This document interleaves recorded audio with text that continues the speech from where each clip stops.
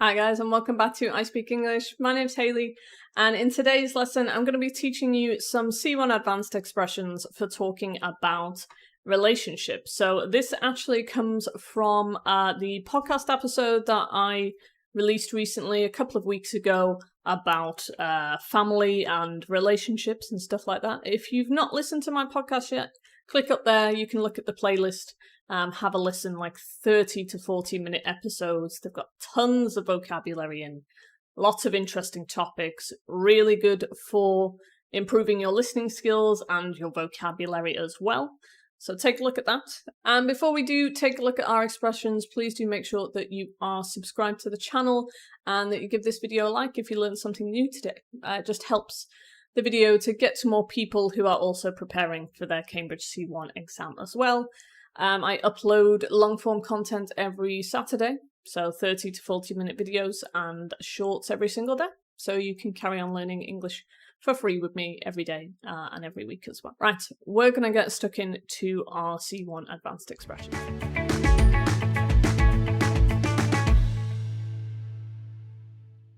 Okay, so we're going to take a look at some phrasal verbs and some idiomatic expressions today. I've got 4 phrasal verbs, 4 idioms for you. Like we said, these come from the podcast episode about family specifically. And after I show you the expressions, I'm going to test you on them to make sure that you have understood them. And then I'm also going to show you how you can use them in speaking part 1 and speaking part 4 to talk about relationships and family.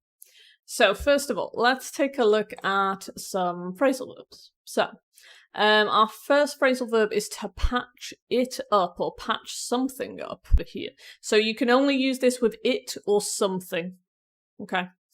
It being the relationship. So you could say, for example, after weeks of not speaking, the 2 brothers finally met to patch things up or patch it up. So if you patch it up, it's like putting a patch over something that is broken. A patch is like a little piece of material. For example, if you rip your clothes and you're quite frugal, you could put a patch, sew a patch over the hole in your clothes, and you could patch up your clothes. You can also patch up a relationship as well, which is to bring together, 2 sides of the family or 2 sides of people, bring them closer together and kind of repair the relationship, as it were. So patch it up is just, to kind of, to repair a relationship after it's broken. You could also say make up as well. Make up is another way to say kind of apologize to someone after you've had an argument and you become friends again. So you could say make up or patch up, but remember with patch up, you can only say patch it up or patch things up. Okay. On to our next one. We've got to run in. So, for example, musical talent seems to run in their family for generations. Okay, so something, we'd always say it runs in the family, or it runs in my family, for example, or your family. If it runs in your family, it's hereditary. You have inherited a particular quality, a particular skill, or it could also be something genetic as well, like a disease, or some kind of health problem. That could also run in the family as well. Okay, so 2 down, 2 to go. Our next one is to hit it off, and you always have to use it in the middle. You cannot say just hit off. We hit off. That doesn't make sense. We hit it off. Always remember that it. Otherwise, it's not correct. To see the meaning of it, you could say, we met at the conference yesterday and hit it off straight away. So if you hit it off with somebody, you start a relationship in a very good way. It can be a friendship.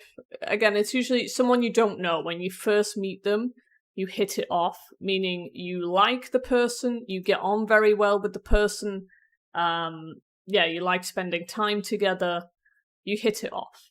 You have a good vibe, good relationship with that person from the moment that you meet. Okay, so that's hit it off, and our final one is pass down.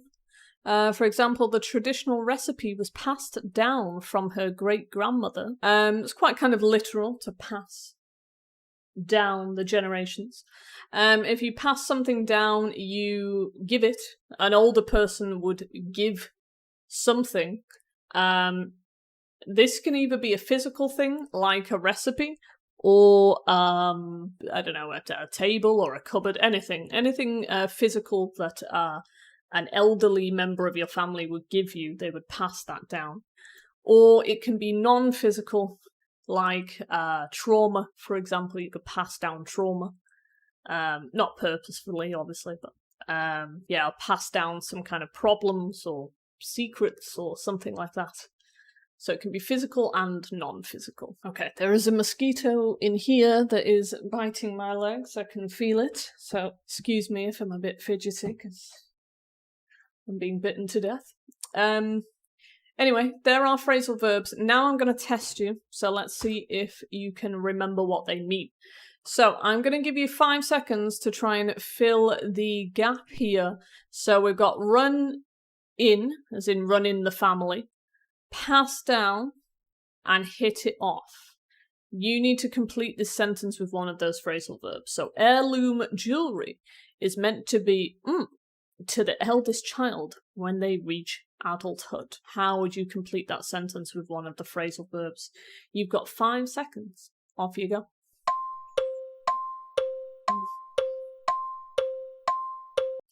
Okay, your 5 seconds are up. What did you go for? If you don't know what an heirloom is, it's like an heirloom. A family heirloom is it's usually something that has been in your family for a very long time, for multiple generations. It's very precious. It's often quite valuable, if we're talking about jewelry anyway, but it could be something not so valuable, but that has sentimental value. But yes, an heirloom is something precious that's passed down in your family. So passed down was actually the answer here, because heirlooms are passed from one generation to the other. So heirloom jewelry is meant to be passed down to the eldest child when they reach adulthood. Okay, that's our answer there. And I've got one more test for you. So again, fill the gap here. So now we've got run in the family, hit it off, and patch it up. So we've got high blood pressure can families. So it's important to get regular checkups if your parents have it. The word family should give you a very big clue here. You've got 5 seconds to fill that gap. Off you go.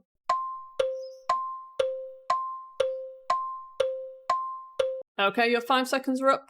So again, the word family there should give you a big clue about which one to use. High blood pressure can run in families.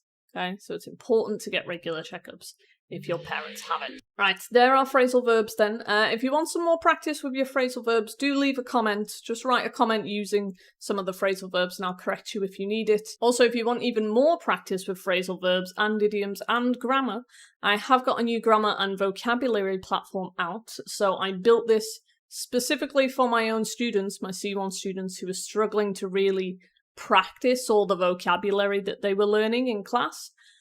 So this gives you 24 vocabulary topics that always come up in the exam, 24 essential grammar points, and you can practice it by playing games.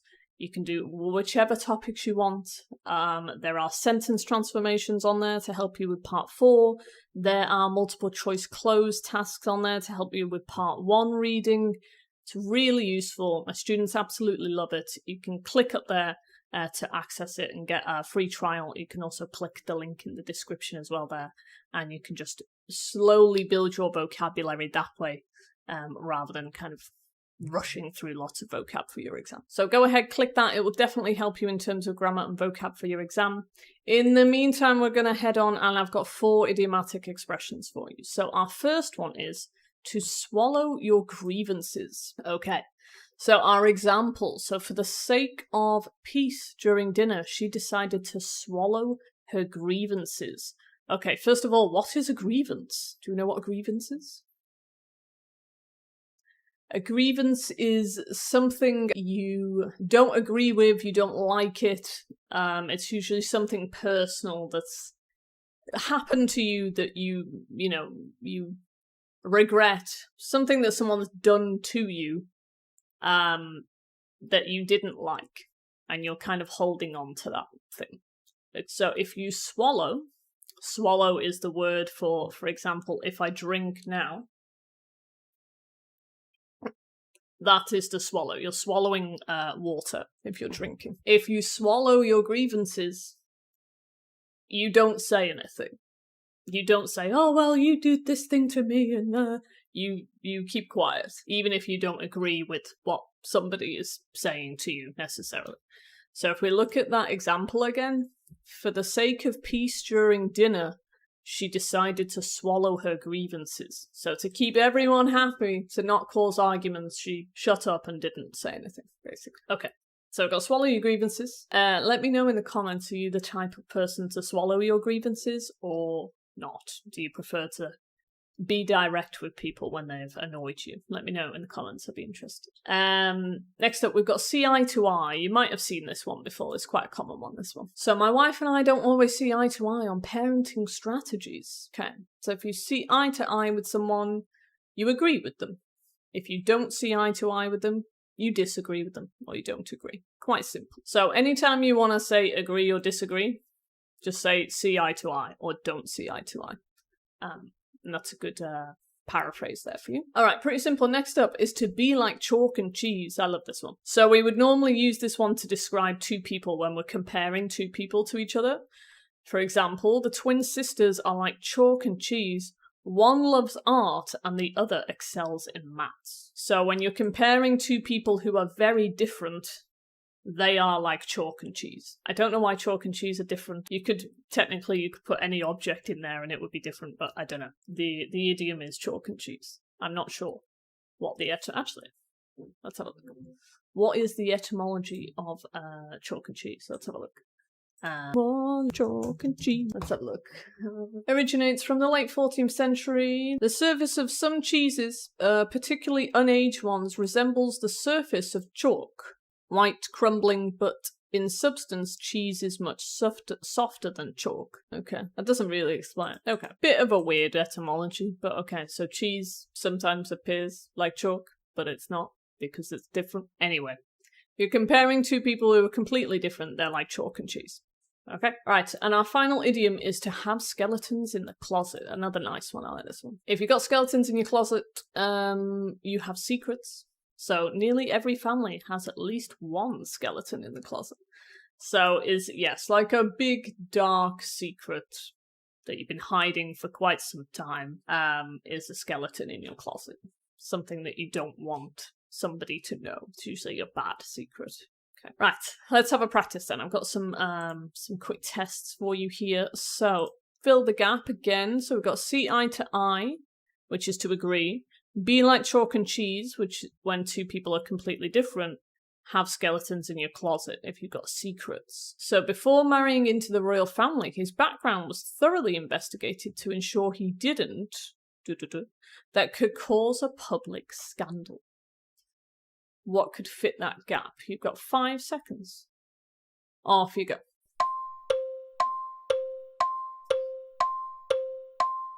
So, what did you go for? What fits that gap? Before marrying into the royal family, his background was thoroughly investigated to ensure he didn't have any skeletons in the closet that could cause a public scandal. So he didn't have any secrets, any bad secrets that he was hiding. Alright, and our final test. So now we've got see eye to eye, be like chalk and cheese, and swallow your grievances. So my father and I rarely when it comes to politics, which makes Thanksgiving dinners a bit tense. What could fit there? You've got 5 seconds. Off you go.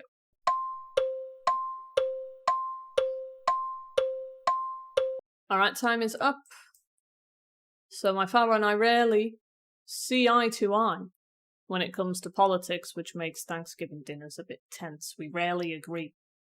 or we often disagree. Right, again, make sure if you want to practice, you write some sentences in the comments and I'll correct you, or you can download the vocabulary platform as well. Next up, we're going to look at how you can use these in speaking now. So I'm going to give you 3 examples of speaking questions with responses, and also 3 examples of speaking part 4 questions with responses. So you can see how to use these in context. So often speaking part 1 is quite popular for family. They often ask you about family, about work, about studies, about English. But family is often quite a common topic, especially for part 1 and part 4. So you might get asked the question, who are you most similar to in your family? And you could answer, not my brother, that's for sure. We're like chalk and cheese. I'd have to say I take after my father. Other phrasal verb here, you should already know this one, but take after means that you look very similar to someone. Okay, so I take after my father. A passion for creative writing seems to run in the family, and we definitely see eye to eye when it comes to literature and film. So you've got 4 different expressions there. To be honest, you could just leave it after I take after my father, because it's only speaking part 1. You don't need really long extended answers. You can just give like quite simple, just a couple of sentences and you're fine. But just try and get maybe like a phrasal verb or an idiom in there somewhere, just to get more variety for your language mark. Okay. Right, next up, they could ask you, how do you usually spend time with your extended family? Your extended family are anyone who's not in your immediate family, so they would be cousins, aunts, uncles, etc. You could answer, we typically gather during holidays, and it's great because my cousins and I have always hit it off instantly, so there's never any awkwardness despite not seeing each other for months. So got hit it off to get on well, you know. And our last one, do you think it's important for family members to have the same opinions? Not necessarily, but it does make life easier. My relatives hold very different political views, so we don't always see eye to eye. Right, so they're just some quick examples of part 1 questions. If you want, again, in the comments, you can answer these questions if you like. Write how you would answer it in the comments, and I'll give you some corrections. And now we're going to take a look at some part 4 questions. So this is where you're going to extend a little bit more. It's more of a discussion, and it's often a 2-way discussion with the other person in your exam as well, so you won't just be answering it on your own. But they could ask you, for example, how much do you think a person's character is shaped by genetics compared to their upbringing? Could say, I reckon that certain behavioural traits like quick temper definitely seem to run in the family, but how we learn to manage those traits depends entirely on our environment. So you might inherit a stubborn streak from your parents, but if you grow up in a household where people hit it off, you will learn to regulate that stubbornness. Okay, so we've got some extra vocab for you. You've got a stubborn streak. So we use this like streak is like part of your personality, that kind of runs through your personality, like it's kind of always present in your personality. We often use it with the word stubborn, or kind of more negative adjectives. You can have a stubborn streak, you can have an angry streak, stubborn streak, angry streak. Yeah, stubborn definitely, but maybe some more negative adjectives as well. And you also have the phrasal verb grow up, which you should know already when you go from being a child to an adult. You grow up. Okay. Next question. In what ways might the structure of the traditional family change in the future? We could say there's already a shift away from the conventional nuclear family because modern generations are like chalk and cheese compared to their ancestors regarding marriage and career priorities. So I think that future generations will likely pass down a much broader definition of what family is. So got like chalk and cheese, they're very different from one another, passed down to the next generation. And we also had a shift away, which is another phrasal verb, meaning kind of big movement, big change away. Okay. All right, one more question I think we've got here now. Yes. Some people argue that ancestral history is irrelevant to modern life. What are your thoughts? Again, let me know in the comments. What are your thoughts about this question? How would you answer this question in the exam. So I think understanding our ancestry is crucial because it provides a map of who we are. So our ancestors' values and even their traumas are often passed down through family history. Also, discovering that a specific talent has run in the family for centuries can give a person a profound sense of purpose. On the other hand, discovering some skeletons in the closet can help you to understand past dysfunctions and break toxic cycles. Okay, nice. So we had 3 different expressions that are passed down: run in the family and skeletons in your closet. Nice. Right, and there we go. That is your vocabulary for relationships. Just some vocabulary there. There's a ton more vocabulary in the podcast itself. It also includes transcripts with full vocabulary lists as well that you can download for free. So there's absolutely an absolute mountain, a wealth of vocabulary in there for you. Again, click the link in the description. You can start listening there. You can go in any order you like. You don't have to start from the beginning, but however you want. And again, if you want to practice your grammar and vocabulary, please do go to the platform. It's really useful. All of my students give me great feedback. We're also getting really good feedback from people who are not my students, who I've never spoke to in my life, but are giving us really nice feedback as well about how much it's helping them to see all the gaps and the things that they need to improve on. So click that link in the description as well if you want to practice there. And if you have any questions or anything else, you can get hold of me at my website, www.englishclassesonline.co.uk. Got all my lessons there, my video courses as well, or you can contact me if you have a question about the exam. If this video helped you, please do give it a like and subscribe to the channel. Any subscribe, any like helps the channel to reach more people who are also preparing for the Cambridge C1 exam as well, and it helps me to keep making more videos for you as well. So give it a like if you learned something new today, and that's it from me today. I'll see you in another lesson soon.